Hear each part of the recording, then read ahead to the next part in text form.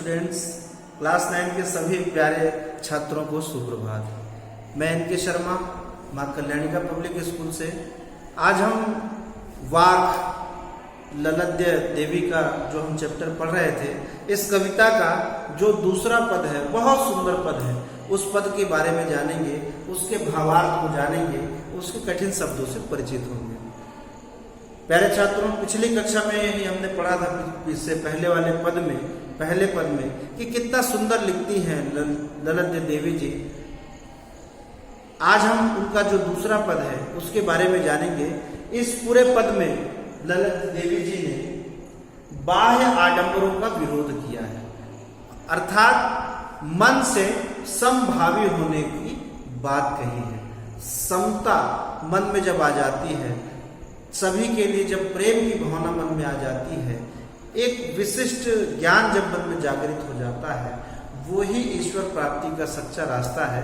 ऐसा एक सुंदर सा संदेश इस कविता में है। और वो कहती है कि बाह्य आडंबरों से बचना चाहिए। इस संसार में फैली हुई माया से थोड़ा सा हमें सतर्क रहना चाहिए, तभी वास्तव में हम इस जीवन में कुछ अच्छा कर पाएंगे, ईश्वर को प्राप्त कर पाएंगे। तो बाह्य आडंबरों को देखते हैं किस तरह से कवित्री ने कहा है, उसका विरोध किया है। और साथ ही साथ समान समभावी बनने के लिए, समान भावना वाला व्यक्ति बनने का उन्होंने जो संदेश दिया है, कैसे दिया। उन्होंने अपने इस पद में लिखा है कि खा खाकर कुछ पाएगा नहीं, खा खाकर कुछ पाएगा नहीं, न खाकर बनेगा अहंकार। कितना सुंदर उन्होंने अपनी बातों को रखा है। और मानो उन्होंने गागर में सागर डाल दिया। कहने को बहुत सरल सी कुछ पंक्ति है, लेकिन इस पंक्ति में छिपा हुआ भाव वास्तव में कितना सुंदर है कि खा खाकर कुछ पाएगा नहीं, ये संसार में तुम आए हो, तो इस संसार में केवल भोग विलास के लिए ईश्वर ने तुम्हें नहीं भेजा। ये संसार केवल भोग की वस्तु नहीं है कि हम जाएं, खूब सुख में डूबे रहें और उस ईश्वर को भूल जाएं। तो ऐसा जीवन अगर आपने जिया तो कुछ भी आपके हाथ में अंत में आने वाला नहीं है। ये पहली पंक्ति का भाव। इसी पंक्ति में आगे कवित्री कहती है कि ना खाकर बनेगा अहंकारी।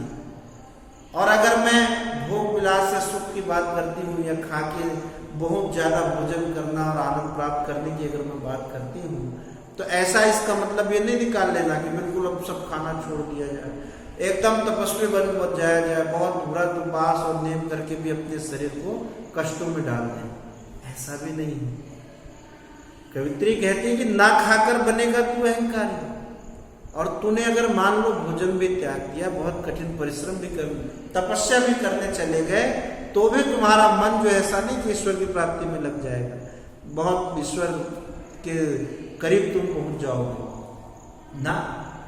मेरा अर्थ ये भी नहीं। वो कहती है कि ना खाकर भी बनेगा तू अहंकारी, अर्थात उसके बाद भी तेरे मन में, मान लो तुम बहुत बड़ी तपस्या करने लगे, खाना पीना सब त्याग दिए, अन्न का त्याग करने तुम कर दिया है, तो भी तुम्हारे मन में एक तरह के अहंकार जाग जाएगा कि देखो मैं सबसे बड़ा तपस्वी हूँ, मैं सबसे बड़ा संत हूँ, क्या मेरी तरह कोई वर्षों तक बिना भोजन ग्रहण किए जी सकता है, रह सकता है।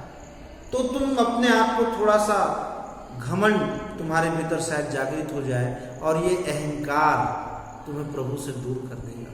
तुम भी इस जीवन के जो सच्चे लक्ष्य को प्राप्त नहीं कर पाओगे। तो लेखिका ने बहुत कम शब्दों में वैसे बहुत व्यापक बात कह दी है, और बहुत जितनी भी तरह से इसकी व्याख्या की जाए कम पड़ जाए। सरल अर्थों में हम ये समझ लें कि लेखिका ने कहा कि खा खा कर कुछ पाएगा नहीं, ना खाकर मृत्यु बनेगा अहंकारी।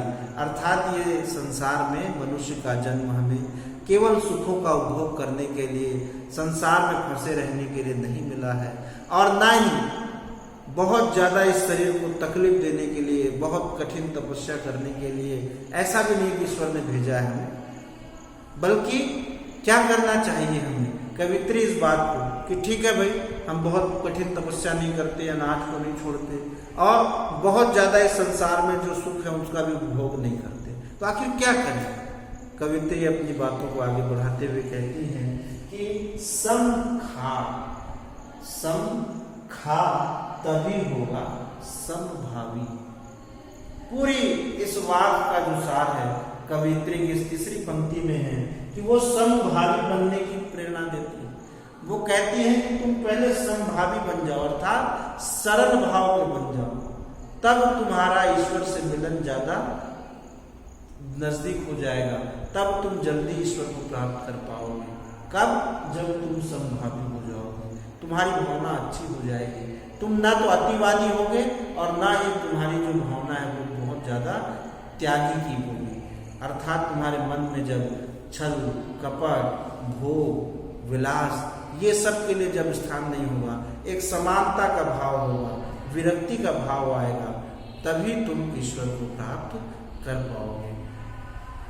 समखा, इसका अर्थ यह है खाने से नहीं है, मतलब एक मन में समानता का भाव रखो, मन ही मन से साधु हो जाओ कि बहुत दुख आए तो बहुत ज्यादा विलाप करने की आवश्यकता नहीं है, बहुत सुख आ जाए तो बहुत अहंकार करने की आवश्यकता नहीं है। सम रहो, ईश्वर ने जो दिया उसमें खुश रहो। एक ऐसा सरल भाव अर्थात साधु का भाव मन में जब बिठा लो, तभी हमारा जीवन सफल हो सकता है, सार्थक हो सकता है। और वो कहती हैं कि ईश्वर के और हमारे बीच में जो एक दरवाजा है, एक द्वार है, जिसकी सांकल बंद है। सांकल माने जो कुंडी हम लगाते हैं डोर बंद करने के लिए जो लॉक करते हैं, ये लॉक, ये जो डोर जिसे हम सांकल, पुराने समय में सांकल कहते थे, अब आजकल तो एल ड्राप वगैरह आता है, आजकल आप एल ड्राप के नाम से जिसे जानते हैं, ये कब खुलेगा? ईश्वर हमारे उस दरवाजे के पीछे है और हम दरवाजे के इस तरफ हैं, बीच में जो दरवाजा बंद है दोनों की, वो माया का दरवाजा कैसे खुलेगा? तो लेखिका कवित्री कहती हैं कि खुलेगी सांकल बंद द्वार की, कब? जब हम बन जाएंगे समभावी। तो बहुत सुंदर पद कि खा खा कर कुछ पाएगा नहीं, न खाकर होगा अहंकारी,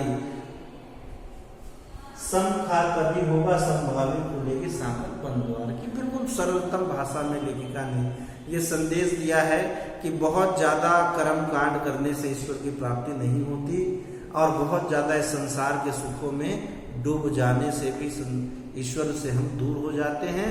ईश्वर के और हमारे मध्य जो दरवाजा है अर्थात जो भेद है, वो केवल इतना ही छिपा हुआ है कि हम मन में विचार करें, मानसिक रूप से अपने आप को शुद्ध बनाएं, सुदृढ़ बनाएं, और जब हमारा मन पवित्र हो जाता है, समता की भावना का हो जाता है, समता माने प्रेम का भाव जब हमारे मन में आता है, ऐसी प्रेम की भाव में हम प्रभु का दर्शन कर पाते हैं।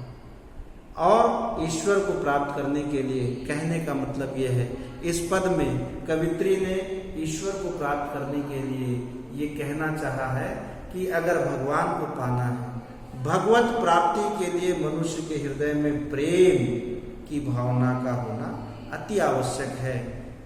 उसमें अहंकार नहीं होना चाहिए, उसमें भोग विलास के प्रति आसक्ति नहीं होनी चाहिए, बल्कि भगवत के प्रति, भगवान के प्रति जब प्रेम जाग जाएगा, एक समानता का भाव आ जाएगा कि प्रभु तूने जो दिया सब स्वीकार है, मैं खुश हूं, तेरी रजा में ही मेरी रजा है। जब ये वाला भाव मन में आ जाता है, उसी दिन हमारे मन में जो एक सांकल बंद है, जो दरवाजा बंद है, वो खुल जाता है और हमें प्रभु का दर्शन हो जाता है।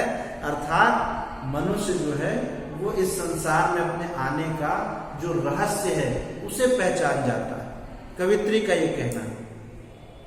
तो इस प्रकार बहुत सुंदर, बहुत सरल सा एक पद हमने आज पढ़ा। आशा करता हूं कि आप सबको ये बहुत अच्छे से समझ में आया होगा। आने वाले समय में हम इससे संबंधित क्वेश्चन आंसर करेंगे, तो और इसके कुछ भावार्थ है उसके बारे में हम थोड़ी चर्चा कर लेंगे, ताकि कहीं कोई कंफ्यूजन हो तो वो आपसे दूर हो जाएगा।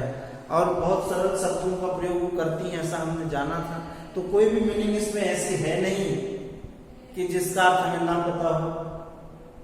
अहंकार माने घमंड का जो भाव होता है, ईगो जिसे हम कहते हैं, सम माने समानता, सबको एक मानना, सभी में ईश्वर की प्रतिमूर्ति देखना, इस तरह का समभावी माने समानता का भाव रखने वाला व्यक्ति, सांकल माने जो एल ड्रॉप जैसे हमने बताया आपको, संकली आपने पुराने दरवाजों में देखा होगा कि लोहे की कुछ कड़ियां होती थी, दो दरवाजों को सब लॉक करने के लिए, बंद करने के लिए इसका प्रयोग किया जाता था। द्वार अर्थात दरवाजा, तो बहुत सरल शब्दों का प्रयोग वो करती थी। हमने पहले भी जाना है कि ललित देवी की ये विशेषता है काव्य की कि वो बहुत ज्यादा कठिन शब्दों का प्रयोग नहीं करती।